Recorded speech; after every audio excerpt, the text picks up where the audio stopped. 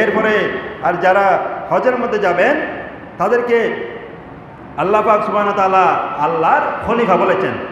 আমরা যারা হজ করতে যাব আমরা আল্লাহর খলিফা, আল্লাহর আউলিয়া কেরাম আম্বিয়া আলাইহিস সালাম যেভাবে আল্লাহর খলিফা নিযুক্ত হয়েছিলেন, আমরা যখন হজ করতে যাব আল্লাহ বলছেন সেগুলো হচ্ছে আমার খলিফা। হচ্ছে আওয়াজ দিয়ে বলুন আলহামদুলিল্লাহ।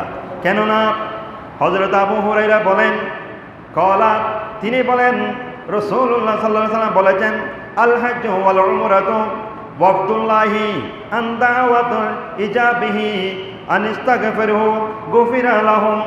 আল্লাহ সুবহানাহু ওয়া তাআলা যারা হজ করেন এবং উমরা করেন তাদেরকে আল্লাহর প্রতিনিধি বলেছেন, আল্লাহর খলিফা বলেছেন।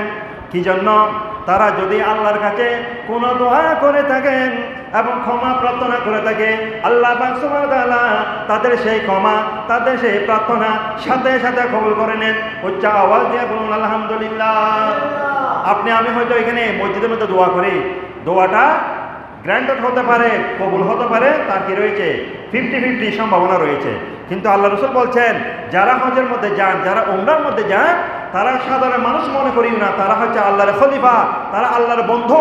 তারা যদি দোয়া করে, তারা যদি আল্লাহর কাছে গুনাহ ক্ষমা চায়, আমি আল্লাহ তাদের দোয়া এবং তাদের গুনাহ সাথে সাথে মাফ করে দিই, তাদের দোয়া কবুল করে নিই। উচ্চ আওয়াজ দিয়ে বলেন আলহামদুলিল্লাহ। এটা আমার কথা, সব হাদিসে পাকের মধ্যে রয়েছে, ইবনে মাজার হাদিস।